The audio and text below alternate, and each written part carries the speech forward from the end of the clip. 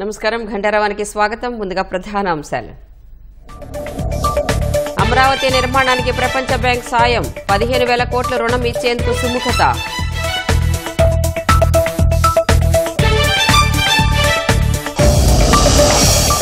ఆధునీకరణ లేక ఆక్రమణలకు గురైన నల్లి క్రీక్ కాలువ, సముద్రపు ఆటుపోట్లతో నష్టపోతున్న ఆక్వా రైతులు.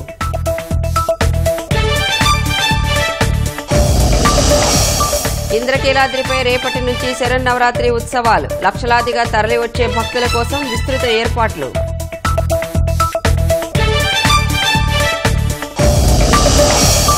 ఈ నెల 9 వరకు మద్యం దుకాణాలకు దరఖాస్తుల స్వీకరణ, డీ అడిక్షన్ సెంటర్లు సైతం ఏర్పాటు చేయనున్న ఎక్సైజ్ శాఖ.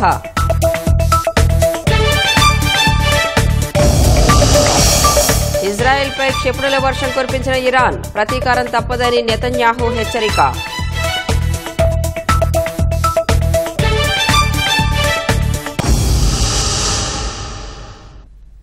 రాజధాని అమరావతి నిర్మాణంలో మరో ముందడుగు పడింది. ప్రపంచ బ్యాంకు నుంచి రుణ సమీకరణకు రాష్ట్ర ప్రభుత్వం చేసిన కృషి ఫలించింది. రాజధాని అమరావతికి 15,000 కోట్ల రూపాయల రుణం ఇచ్చేందుకు సూత్రప్రాయంగా ఆమోదం తెలుపుతూ ప్రపంచ బ్యాంకు నుంచి కేంద్రానికి ఇటీవలే లేఖ అందింది. ప్రపంచ బ్యాంక్, ఏషియా అభివృద్ధి బ్యాంక్ సంయుక్తంగా ఈ రుణం ఇస్తున్నాయి. ప్రపంచ బ్యాంక్, ఏడీపీ రుణం మంజూరుకు సంప్రదింపులన్నీ వేగంగా జరుగుతున్నాయి. ఇప్పటికే ప్రపంచ బ్యాంక్ బృందం 3-4 దఫాలు రాజధానిలో పర్యటించింది. ఢిల్లీలో కేంద్ర ఆర్థిక శాఖ, ప్రపంచ బ్యాంక్, సిఆర్డీఏ అధికారులతో నేడు కీలక సమావేశం జరగనుంది. నవంబర్ 8న తుది సమావేశం ఉంటుంది. అదే నెల 15 నాటికి సంతకాల ప్రక్రియ ముగుస్తుంది. అది పూర్తయితే 15,000 కోట్ల రూపాయలు మంజూరైనట్లేనని సిఆర్డీఏ అధికారులు చెబుతున్నారు. ఆ వెంటనే మొత్తం రుణంలో 25% అంటే 3,750 కోట్ల రూపాయలు అడ్వాన్స్ గా తీసుకోవచ్చు. నవంబర్లో ఆ నిధులు వస్తే డిసెంబర్ నుంచి పనులు మొదలు పెట్టాలని సిఆర్డీఏ భావిస్తోంది. ముఖ్యమంత్రి చంద్రబాబు నేడు కృష్ణా జిల్లా మచిలీపట్నంలో పర్యటించనున్నారు. స్వచ్ఛతా హీ సేవ కార్యక్రమంలో పాల్గొంటారు. సీఎం పర్యటన ఏర్పాట్లను మంత్రి పొంగూరు నారాయణ పరిశీలించారు. తొలుత సీఎం నేషనల్ లా కాలేజ్కు వస్తారని మంత్రి తెలిపారు. అక్కడి నుంచి డంపింగ్ యార్డ్, టీటీడీ కళ్యాణ మండపంలో ఏర్పాటు చేసిన కార్యక్రమాల్లో సీఎం పాల్గొంటారని చెప్పారు. వైసీపీ హయాంలో నిలిచిపోయిన అభివృద్ధి పనులకు సీఎం పర్యటనతో మోక్షం లభిస్తుందన్నారు. అటు సీఎం చంద్రబాబుకు ఘన స్వాగతం పలికేందుకు భారీ ఏర్పాట్లు చేసినట్లు మంత్రి కొల్లు రవీంద్ర తెలిపారు. వైకాపా హయాంలో మచిలీపట్నం నిర్లక్ష్యానికి గురైందని, రైల్వే, పోర్ట్ అభివృద్ధి పనులు నిలిచిపోయాయని ఆవేదన వ్యక్తం చేశారు. బందరు ప్రగతికి చంద్రబాబు పర్యటన ఉపయోగపడుతుందని మంత్రి వెల్లడించారు.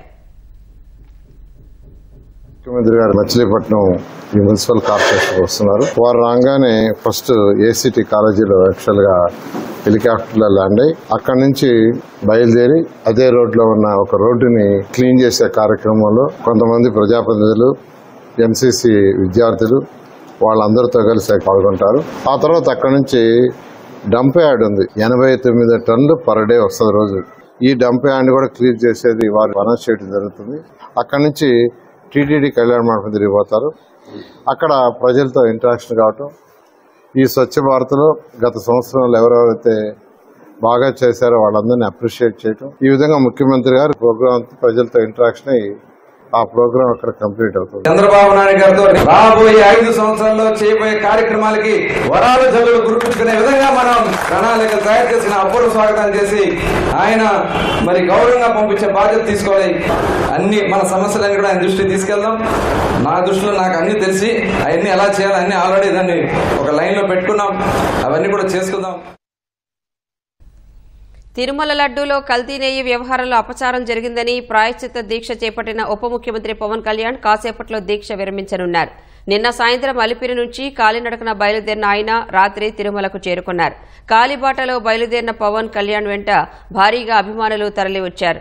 మార్గ మధ్యలో భక్తులతో మాట్లాడుతూ అక్కడక్కడ సేద తీరారు. గత సంవత్సరం చిరుత దాడిలో మృతి చెందిన లక్షిత, చిరుత దాడిలో గాయపడిన కౌశిక్ వివరాలను 7వ మైలు వద్ద అటవీశాఖ అధికారులను అడిగి తెలుసుకున్నారు. చిరుతల నుంచి రక్షణకు అటవీశాఖ చేపట్టిన చర్యలను అధికారులు పవన్ కు వివరించారు. రాత్రి గాయత్రి నిలయం అతిథి గృహానికి చేరుకున్న ఆయనకు టీటీడీ అధికారులు స్వాగతం పలికారు. కాసేపట్లో శ్రీవారిని దర్శించుకుని ప్రాయశ్చిత్త దీక్ష విరమించనున్నారు. ఆ తరువాత వెంగమాంబ అన్నదాన కేంద్రానికి వెళ్తారు. ఇవాళ రాత్రికి తిరుమలలోనే బస చేయనున్న డిప్యూటీ సీఎం రేపు సాయంత్రం 4:30 గంటలకు తిరుమల నుంచి తిరుపతికి చేరుకుంటారు. రేపు 5:30కు జ్యోతిరావు పూలే విగ్రహం వద్ద నిర్వహించే వారాహి సభలో పాల్గొంటారు.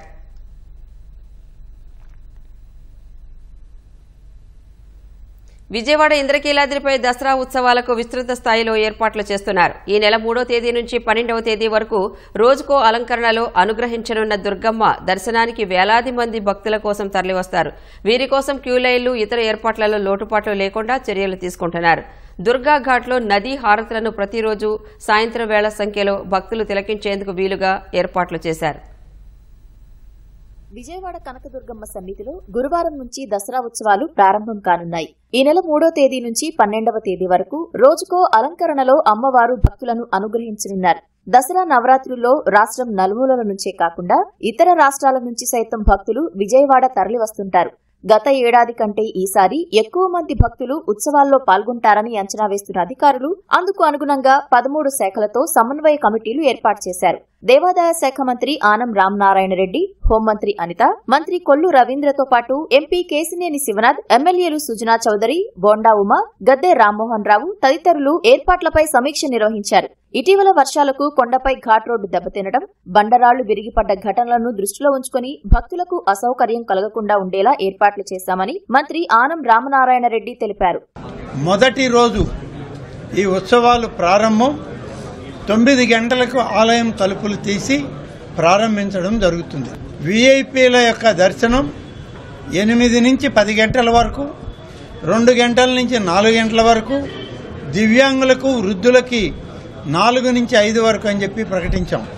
ఆ యొక్క సమయాలు అలాగే కొనసాగిస్తూ మొదటి రోజు మాత్రం 8 నుంచి 10 దాకా అనేది 9 గంటలకు ఆలయం తెరుస్తారు కాబట్టి 9 గంటల నుంచి 10 దాకా 1 గంట మాత్రం ఆ రోజు ఉదయం ఉంటుంది.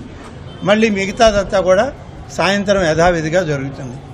సామాన్య భక్తులకి, యాత్రికులకు అమ్మవారి దర్శనం సజావుగా సాగడానికి అన్ని చర్యలు తీసుకోవాలని చెప్పి నిర్ణయాలు చేయడం జరిగింది. ఈ నవరాత్రుల ఉత్సవాలని శోభాయమానంగా పవిత్రమైన మనస్సుతో వాటిని ఆస్వాదించాలని ఈ రాష్ట్రంలో పక్క రాష్ట్రాల్లో నుంచి వచ్చేటువంటి అమ్మవారి భక్తులందరికీ కూడా మేము సహృదయంతో ఆహ్వానం పలుకుతూ 500 రూపాయల టిక్కెట్లు తీసుకున్నటువంటి వాళ్ళు కూడా బంగారు వాకిలి ముందుగా వెళ్తారే తప్ప అంతరాలయంలోకి వెళ్లే అవకాశం లేదు.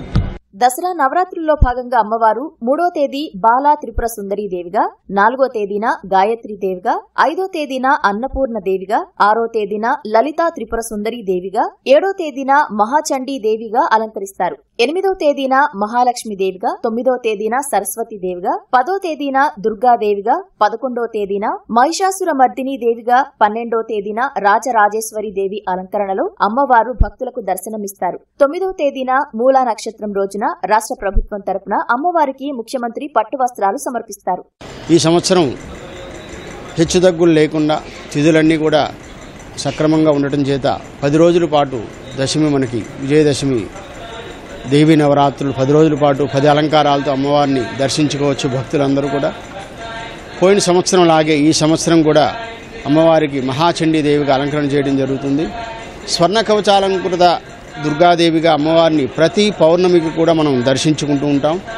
అలాగే ఈ సంవత్సరం కూడా మనకి ఆశ్వీజ శుద్ధ పౌర్ణమి రోజున స్వర్ణ కవచాలంకరం ఉంటుంది కాబట్టి దేవీ నవరాత్రులు ప్రత్యేక స్వర్ణ కవచాలంకారం మనకి ఈ సంవత్సరం ఉండదు. ఈ దేవీ నవరాత్రుల్లో ప్రత్యేక పూజలు, అలాగే లక్ష కుంకుమార్చన కార్యక్రమాలు, ఈ 10 రోజుల పాటు జరిగేటువంటి విశేషమైనటువంటి మహాచండీ యాగం, ఈ 10 రోజుల పాటు 11 మంది ఋత్వికులతోటి అర్చకులు, వేద పండితులు అందరూ కలిసి ఈ యొక్క కార్యక్రమాన్ని అత్యంత వైభవంగా నిర్వహిస్తారు.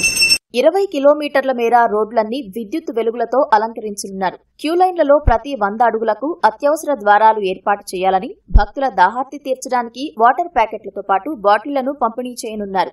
భక్తుల వస్తువులు, చెప్పులు భద్రపరచడానికి వీలుగా ప్రత్యేక ఏర్పాట్లు చేశారు. ఇంద్రకీలాద్రి క్షేత్రం మహిమ తెలిపేలా లేజర్ షో ఈసారి ప్రత్యేక ఆకర్షణగా ఉండనుంది. ఆక్వా, ఉప్పు రైతులు, మత్స్యకారులకు ఉపయోగపడే ఆ కాలువను గత వైకాపా సర్కార్ నిర్లక్ష్యం చేసింది. తెలుగుదేశం హయాంలో చేపట్టిన కాలువ ఆధునికీకరణ పనులను నిలిపేసి తీర ప్రాంత గ్రామాల అభివృద్ధికి అడ్డుగా నిలిచింది. ఫలితంగా సముద్రపు ఆటుపోట్లు పాటు వర్షాలు వచ్చినా ప్రతిసారి ఆక్వా చెరువులతో పాటు ఉప్పు మడులు నీట మునిగి రైతులు తీవ్రంగా నష్టపోతున్నారు. కూటమి సర్కారైనా కాలువ పనులు తిరిగి ప్రారంభించి తీర ప్రాంత వాసుల కల సాకారం చేయాలని స్థానికులు కోరుకుంటున్నారు. ఇది పశ్చిమ గోదావరి జిల్లా నర్సాపురం నియోజకవర్గంలోని చినమైన వానిలంక వద్ద ఉన్న నల్లి క్రీక్. బియ్యపు తిప్పలో గోదావరి ముఖద్వారం నుంచి పడమర మోళ్లపర్రు ఉప్పుటేరు వరకు విస్తరించి ఉంది. కాలగమనంలో మోళ్లపర్రు నుంచి కేపీపాలెం వరకు ఆక్రమణకు గురై మెరక భూములుగా రూపాంతరం చెందింది. బియ్యపు తిప్ప నుంచి కేపీపాలెం వరకు మిగిలి ఉన్న ప్రాంతంలో మత్స్యకారులకు చేపల వేటే ఆధారం. ఇది పూడిపోవడంతో కొంతకాలంగా గోదావరి ఆటుపోట్లు సక్రమంగా లేక మత్స్య సంపద అభివృద్ధి చెందడం లేదు. తీరంలోని పలు గ్రామాల్లో వర్షాలు కురిసినప్పుడు నీటిని మళ్లించడంలోనూ నల్లి క్రీక్ కీలకంగా ఉండేది.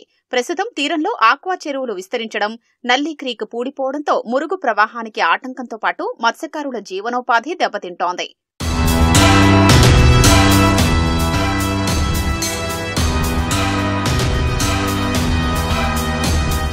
నల్లి క్రీక్ పూడిక పనులు చేపట్టకపోవడంతో నీటి ప్రవాహానికి దారంటూ లేకుండా పోయింది. తుపాన్లు, భారీ వర్షాల సమయంలో సమీపంలోని ఉప్పుమడులతో పాటు భూములు ముంపునకు గురవుతున్నాయి. నల్లి క్రీక్ పూడిక తీయాలని ఎన్నో ఏళ్లుగా మత్స్యకారులు విన్నవించుకున్నా ఎవ్వరూ పట్టించుకున్న పాపాన పోలేదు. చివరకు గత తెదేపా ప్రభుత్వ హయాంలో ఈ సమస్యకు మోక్షం కలిగింది. బియ్యపు తిప్ప నుంచి కేపీపాలెం బీచ్ రహదారి వరకు 11.5 కిలోమీటర్ల మేర నల్లి క్రీక్ పూడిక తీసేందుకు 18 కోట్ల నిధులు కేటాయించి పనులు ప్రారంభించింది. బియ్యపు తిప్ప నుంచి ప్రారంభమై చినమైన వాని లంక వచ్చేసరికి ప్రభుత్వం మారడంతో ఆ పనులకు గ్రహణం పట్టింది. 25% పూర్తి కాని పనుల్ని వైకాపా ప్రభుత్వం నిలిపేయడంతో కథ మళ్లీ మొదటికొచ్చింది. నల్లి క్రీక్ పూడిక తీతలో భాగంగా ప్రతిపాదించిన చినమైన వాని లంక వంతెన కూడా నిర్మాణానికి నోచుకోలేదు. ఎన్నో ఏళ్ల క్రితం శిథిలావస్థకు చేరుకున్న ఈ వంతెన మట్టి జారిపోయి కింద ఉన్న తూములు కొట్టుకుపోయి ప్రమాదకరంగా మారింది. దీనిపైనే స్థానికులు ప్రమాదకరంగా రాకపోకలు సాగిస్తున్నారు. నల్లి క్రీక్ అంటారండి దీన్ని. 2018లో చంద్రబాబు నాయుడు గారి ప్రభుత్వంలో దీనికి శాంక్షన్ ఇచ్చి పనులు మొదలు పెట్టడం జరిగిందండి. జగన్మోహన్ రెడ్డి గారి ప్రభుత్వం దీన్ని కాలయాపన చేసి అదిగో చేస్తున్నాం ఇదిగో చేస్తున్నాం అని ప్రజలకు మాయమాటలు చెప్పారు తప్ప దీని మీద ఏమాత్రం దృష్టి పెట్టలేదు. బ్రిడ్జింగ్ పని చేయవలసినప్పటికీ ఆపేశారండి. అప్పుడు తెలుగుదేశం గవర్నమెంట్ లో శాంక్షన్ చేసి టెండర్స్ పిలిచి వర్క్ ఆర్డర్ ఇచ్చి కాంట్రాక్టర్ తో వర్క్ కూడా చేయడం జరిగింది. ఆ నల్లి క్రీక్ పూర్తి చేస్తే సుమారుగా 9 గ్రామాలకు అక్కడ న్యాయం జరుగుతుంది. నల్లి క్రీకు బ్రిడ్జినండి అది వేస్తే ఇంచుమించు 2 రెవెన్యూ విలేజ్లు, ఒక 10-15 గ్రామాలు, అవన్నీ కూడా పంటకి బాగుంటాయి, చెరువులు బాగుంటాయి, అన్నిటికీ బాగుంటుంది. అలాగే మత్స్యకారులకు కూడా ఏట్లకు బాగుంటుంది, చేపలు అవి కూడా బాగా దొరుకుతాయి. ఇది పూడిపోవడం వల్ల దానికి ఇబ్బంది అవుతా ఉంది. వచ్చే పంటకైనా సరే ఈ పంట ఎలాగా మొత్తం పోయింది. మాకు 20 గ్రామాల్లో వేసుకోలేదు ఈ భారీ వర్షాల వల్ల. వచ్చే పంటకే మాకు ఇబ్బంది లేకుండా నల్లి క్రీక్ పూర్తిగా తవ్వాలని చెప్పేసి ఈ పని పూర్తి చేస్తారని చెప్పని ఎంతో నమ్మకంతో అవకాశంతో 20 గ్రామాల్లో ఉన్నటువంటి రైతులంతా కూడా ఎదురు చూస్తున్నారు. కూటమి ప్రభుత్వమైన నల్లి క్రీక్ ను ప్రాధాన్యత కింద పరిగణించి త్వరితగతిన పనులు పూర్తి చేయాలని మత్స్యకారులతో పాటు ఆక్వా, ఉప్పు రైతులు కోరుతున్నారు. దేశంలోనే తొలిసారిగా ఆంధ్రప్రదేశ్లో ప్రతిష్టాత్మకంగా చేపట్టిన skill senses pilot project Mangalagiri నియోజకవర్గం తుళ్లూరులో కొనసాగుతోంది. మంగళగిరి నియోజకవర్గంలో 135,914 గృహాలు, తుళ్లూరులో 25,507 గృహాలు కలిపి మొత్తం 161,421 కుటుంబాల నుంచి 675 మంది ఎన్యూమరేటర్లు స్కిల్ సెన్సస్ చేపట్టారు. గ్రామ సచివాలయాలు, స్కిల్ డెవలప్మెంట్ శాఖ, సీడాప్, నాక్ విభాగాల సిబ్బంది కార్యక్రమంలో పాల్గొన్నారు. సెన్సెస్ కార్యక్రమాన్ని స్కిల్ డెవలప్మెంట్ హెడ్ క్వార్టర్ నుంచి అధికారులు పర్యవేక్షిస్తున్నారు. పైలట్ ప్రాజెక్టులో ఏమైనా లోపాలు ఉంటే వాటిని సరిదిద్ది రాష్ట్ర వ్యాప్తంగా స్కిల్ సెన్సెస్ ప్రక్రియను ప్రారంభించనున్నారు. యువతలో నైపుణ్యాలను గుర్తించి అవసరమైన నైపుణ్య అభివృద్ధి అందించడం ద్వారా మెరుగైన ఉద్యోగ అవకాశాలు కల్పించడం స్కిల్ సెన్సెస్ ప్రాజెక్టు ప్రధాన లక్ష్యం. పరిశ్రమల్లో ప్రభుత్వ పాలిటెక్నిక్ కళాశాలల్ని అనుసంధాన ప్రక్రియ, ఐటీఐ కళాశాలల్లో ఉద్యోగ కల్పన లక్ష్యంగా శిక్షణ ఇచ్చి నియోజకవర్గాల వారీగా ప్రతి నెల జాబ్ మేళాను నిర్వహించనున్నారు. నిరుద్యోగుల నైపుణ్యాలు, వయస్సు, ఏ ప్రాంతంలో ఉద్యోగం కోరుకుంటున్నారు అనే అంశాలను స్కిల్ సెన్సెస్ ద్వారా సేకరిస్తారు. రాష్ట్రంలో ప్రతి నిరుద్యోగికి ఉపాధి అవకాశాలు కల్పించేందుకు కార్యక్రమం ఎంతో ఉపయోగపడుతుందని మంత్రి లోకేష్ అన్నారు. వైసీపీ హయాంలో పేదలకు దక్కాల్సిన భూములు ఆ పార్టీ పెద్దలకు దక్కాయని సిపిఐ రాష్ట్ర కార్యదర్శి రామకృష్ణ ధ్వజమెత్తారు. ఈ భూములన్నీ పేదలకు చెందే వరకు తమ పోరాటం సాగుతుందని స్పష్టం చేశారు. ఇవాళ భూముల విలువ పెరిగిన తర్వాత అధికారాన్ని అడ్డు పెట్టుకొని ఇవన్నీ కూడా కబ్జాలు చేయడం, కబ్జాలు చేసి ఎంత దూరం పోయారు. చివరికి మదనపల్లి సబ్ కలెక్టర్ కార్యాలయంలో మన గవర్నమెంట్ మారిన తర్వాత ఫైళ్లకి అగ్గి పెట్టినారు ఒకేసారి. చూడు వాళ్ళు ఎంత స్థాయికి ఎదిగారు. మరి ఇవాళ మదనపల్లిని మించి మన బద్వేలు ఏరియా కూడా ఎందుకంటే బద్వేల్ రూరల్ మండలంలో ఇవాళ పేదవాళ్ళకు చెందిన భూములన్నీ కూడా పెద్దవాళ్ళ చేతుల్లో ఉన్నాయి. అట్లూరు మండలంలో, బ్రహ్మం గారి మఠం మండలంలో, తర్వాత కలసపాడు మండలంలో, అదేవిధంగా పోరుమామిళ్ళ మండలంలో వేలాది ఎకరాల భూములన్నీ కూడా పేదవాళ్ల చేతులు, దళితులు, వెనుకబడిన కులాలు, ఎస్టీలు, గిరిజనుల చేతుల్లో ఉండాల్సిన భూములు ఇవాళ పెద్దవాళ్ల చేతుల్లో ఉన్నాయి. ఆ భూముల వివరాలన్నీ కూడా మా వాళ్ళు సేకరిస్తా ఉన్నారు. ఈ భూములు పేదవాడికి దక్కాలి, దున్నేవాడికి భూమి దక్కాలి ఎర్రజెండా పోరాడింది. ఇవాళ పేదల భూములు పేదలకే దక్కాలని మళ్ళీ పోరాడుతా ఉన్నాం. ప్రకాశం జిల్లా కనిగిరి ప్రధాన రహదారిపై 2 ఎద్దులు వీరంగం సృష్టించాయి. కోర్టు సెంటర్లో ప్రధాన రహదారిపై కుమ్ములాడుకుంటున్న ఎద్దులను చూసి ప్రయాణికులు భయాందోళనలకు గురయ్యారు. పెద్దగా రంకెలు వేస్తూ పార్కింగ్లో ఉన్న బైకులను తోసుకుంటూ పోట్లాడుకున్నాయి. దీంతో రహదారిపై వెళ్లే వాహనాలకు అంతరాయం ఏర్పడింది. మున్సిపల్ అధికారులకు ఫిర్యాదు చేసినా స్పందించలేదని స్థానికులు తెలిపారు. పట్టణంలో ఏదో ఒక ప్రాంతంలో కుక్కల దాడులు, ఆంబోతులు పోట్లాట వంటి ఘటనలు తరచూ జరుగుతున్నాయని చెప్పారు. కుక్కలు, ఎద్దులు, ఆవులు రోడ్లపై రాకుండా చూడాలని అధికారులకు విజ్ఞప్తి చేశారు.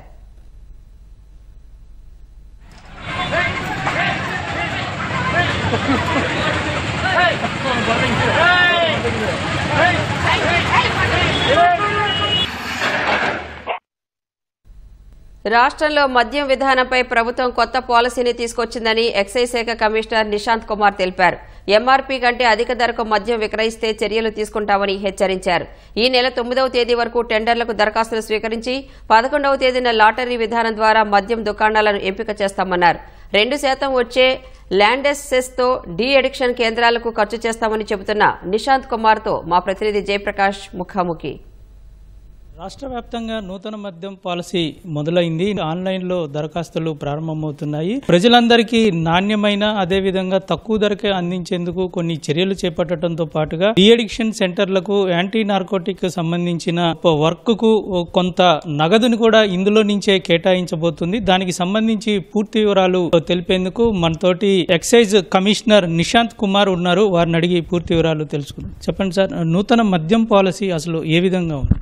నూతన మద్యం పాలసీని గవర్నమెంట్ జియో ఇష్యూ చేసి విడుదల చేసింది. దీని మీద గవర్నమెంట్ ఒక సుదీర్ఘకాలం చర్చ నడిపించి అన్ని స్టేక్ హోల్డర్స్ నుంచి ఫీడ్బ్యాక్ కూడా తీసుకోవడం జరిగింది. ఒక కేబినెట్ సబ్ కమిటీ ఏర్పాటు చేసి ప్రభుత్వం ఒక రిపోర్ట్ కోరింది. కేబినెట్ సబ్ కమిటీ వాళ్ళ రిపోర్ట్ లో రకరకాల అంశాలని పరిశీలించి డిఫరెంట్ స్టేక్ హోల్డర్స్ తో డిస్కషన్ చేసి స్టేక్ హోల్డర్స్ నుంచి వచ్చిన ఫీడ్బ్యాక్ మీద మళ్ళీ చర్చించి తర్వాత మన ఎక్సైజ్ డిపార్ట్మెంట్ ద్వారా 6 రాష్ట్రాలకి బృందాలని పంపడం జరిగింది. కేబినెట్ సబ్ కమిటీ కొన్ని రికమెండేషన్ ప్రభుత్వంకి సమర్పించింది. అన్ని రికమెండేషన్స్ ని పరిశీలించిన తర్వాత ఫైనల్ గా government has accorded approval for the new cabinet policy. వచ్చిన మనకి అప్రూవల్ ప్రకారం ప్రైవేట్ రిటైలింగ్ మోడల్ ని సెలెక్ట్ చేయడం జరిగింది. ప్రైవేట్ షాప్స్ ఉంటాయి. దీని ద్వారా కన్స్యూమర్ సాటిస్ఫాక్షన్ ఉంటుంది, ప్రభుత్వంకి వచ్చే రెవెన్యూ కూడా పెరుగుతుంది. అండ్ అన్ని రకాల బ్రాండ్లు కస్టమర్స్ కి నచ్చే బ్రాండ్స్ ప్రైవేట్ షాప్స్ వాళ్ళు అందుబాటులో ఉంచుతారు. సో కొన్ని ఉద్దేశాలతో ఈ ప్రైవేట్ షాప్ పాలసీని ప్రభుత్వం ఆమోదం ఇచ్చింది.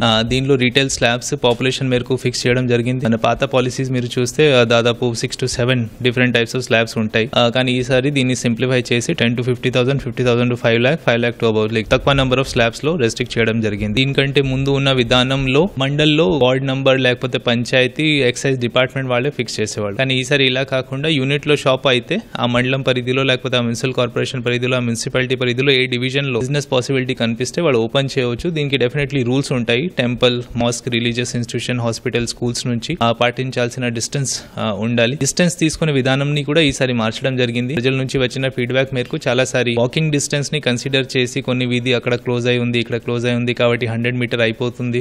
సో ఎక్కడైనా పబ్లిక్ కి ఇన్కన్వీనియన్స్ కలిగే విధంగా షాప్స్ ఎస్టాబ్లిష్మెంట్ జరగకూడదు అని అది ముఖ్యంగా ఈ పాలసీలో ఒక కేర్ తీసుకోవడం జరిగింది. క్వాలిటీ మీద ప్రత్యేకమైన దీనిలో చర్చ జరిపించడం జరిగింది. కస్టమర్స్ కి, కన్స్యూమర్స్ కి, పబ్లిక్ కి అన్ని టైప్స్ ఆఫ్ చాయిస్ ఉండాలి. All types of brands should be available. Multinational companies brands etcetera should be available. దీనికి కూడా పాలసీలో ఫండ్స్ పెట్టడం పెంచడం జరిగింది. అండ్ అదే కాకుండా ప్రత్యేకమైన D addiction rehabilitation and narcotics control కి ఒక సెస్ పాలసీలో తీసుకురావడం జరుగుతా ఉంది. 2% ఆన్ ల్యాండెడ్ కాస్ట్ ఆ సెస్ ఉంటుంది. దాదాపు దీని రఫ్ క్యాల్కులేషన్ ప్రకారం ఇప్పుడు ఉన్న సేల్స్ ఫిగర్స్ ప్రకారం అది ఆల్మోస్ట్ ఒక 100 crore వస్తుంది. ప్రస్తుతానికి హెల్త్ డిపార్ట్మెంట్ కేటాయిస్తున్న డి అడిక్షన్ రిహాబిలిటేషన్ సెంటర్ కి ఏదైనా ఉంటుందో దీనికి ఓవర్ అండ్ అబౌవ్ ఉంటుంది. So in addition to health department budget, social welfare department budget దాదాపు ఒక 100 crore రూపీస్ ఎక్సైజ్ డిపార్ట్మెంట్ ద్వారా de addiction rehabilitation and narcotics control కి కమిట్ చేయడం, ఈ పాలసీ ద్వారా కమిట్ చేయడం జరుగుతుంది. మొత్తం రాష్ట్ర వ్యాప్తంగా ఎన్ని మద్యం దుకాణాలకి మీరు నోటిఫికేషన్ ఇచ్చారు? ఏ స్లాబులు దేని ప్రకారంగా మీరు స్లాబులకి ఎంతెంత ఫీజుని కేటాయించారు? 3,396 షాప్స్ కి నోటిఫికేషన్ విడుదల చేయడం జరిగింది. ఇవి 4 స్లాబ్స్ లో ఉంటాయి. 50 lakhs, 55, 65 and 85 lakhs. Above 5 lakh population కి 85 lakhs స్లాబ్ ఉంచడం జరిగింది. నాన్ రిఫండబుల్ అప్లికేషన్ ఫీజు దీనికి 2 lakhs ఉంటుంది. గీతా కులాల్ కి ఈసీ వెల్ఫేర్ డిపార్ట్మెంట్ తో కన్సల్ట్ అయి 10% రిజర్వేషన్ ప్రభుత్వం ఇంట్రొడ్యూస్ చేసింది. 340 షాప్స్ అదనంగా గీతా కులాల్ కోసం రిజర్వ్ చేయడం జరుగుతుంది. దీనికి ఒక సెపరేట్ నోటిఫికేషన్ ఇవ్వడం జరుగుతుంది. అండ్ వాటికి లైసెన్స్ ఫీజు 50% ఉంటుంది. గతంలో మద్యం పైన చాలా విమర్శలు వచ్చాయి. విక్రయాల్లో అక్రమాలు జరిగాయని, అదే విధంగా నాణ్యత కూడా దాదాపు లోపించిందని. అయితే దీన్ని అధిగమించడానికి మీరు ఏ విధంగా తక్కువ ధరకు నాణ్యమైన మద్యం అందిస్తామని చెప్తున్నారు? ఏ విధంగా మీరు దీనికి ప్రణాళిక వేస్తూ ఉన్నారు? ఈసారి పాలసీలో తీసుకున్న డిసిజన్ ప్రకారం 99 రూపీస్ ఆర్ లెస్, లేకపోతే దీనికంటే తక్కువలో 180 ml క్వార్టర్ బాటిల్ కేటాయించడానికి ప్రభుత్వం నిర్ణయం తీసుకునింది. దీనికి నేషనల్ అండ్ ఇంటర్నేషనల్ సప్లయర్స్ వీళ్ళందరితో కూడా మాట్లాడడం జరుగుతూ ఉంది. వాళ్ళ నుంచి కూడా ప్రపోజల్స్ అడగడం జరిగింది. ప్లస్ ప్రస్తుతానికి ఉన్న ఎంఆర్పీస్ ని ఇంకా తగ్గించడానికి ఏమైనా ప్రయత్నాలు చేయాలి, అవి చేస్తున్నాం. టెండర్ కమిటీ త్వరలోనే యాజ్ పర్ రూల్స్ ఏర్పాటు చేయడం జరుగుతుంది. ఆ టెండర్ కమిటీ నెక్స్ట్ 90 రోజుల్లో మనకి వాళ్ళు రిపోర్ట్ ఇస్తుంది. ప్రొడక్ట్స్ మార్కెట్ లో తీసుకురావాలి, దీనికి గవర్నమెంట్ నిర్ణయించింది. అది త్వరలోనే అందుబాటులోకి వస్తాయి. ఎక్స్ట్రా న్యూట్రల్ ఆల్కహాల్ ఎక్కడైనా మ్యానుఫ్యాక్చర్ అవుతుందో అక్కడ మాత్రమే టెస్టింగ్ జరిగి 5 రకాల రిపోర్ట్ వాళ్ళు ఇచ్చేవాళ్ళు. ఇప్పుడు బాటిలింగ్ ఫైనల్ ప్రొడక్ట్స్ ఎక్కడైనా తయారవుతున్నాయి, బాటిలింగ్ యూనిట్స్ దగ్గర కూడా శాంపుల్ తీసుకుని దానికి కూడా టెస్టింగ్ చేసి 6 types of test bureau of Indian standards ప్రకారం కండక్ట్ చేసి FSSAI norms, food safety and standards authority of India norms ప్రకారం కూడా టెస్టింగ్ చేసి ఆ రిపోర్ట్ వచ్చిన తర్వాతనే వీటన్నిటికీ డిఫరెంట్ టైప్స్ స్టార్ట్ చేయడం జరిగింది. ప్రజలకి చేతితో వెళ్లే ముందు ఇంకి 3-4 times మన టెస్టింగ్ అయిపోవాలి. దీనికి వి హావ్ ప్రిపేర్డ్ రూల్స్. గడువు ముగిసేది ఎప్పుడు?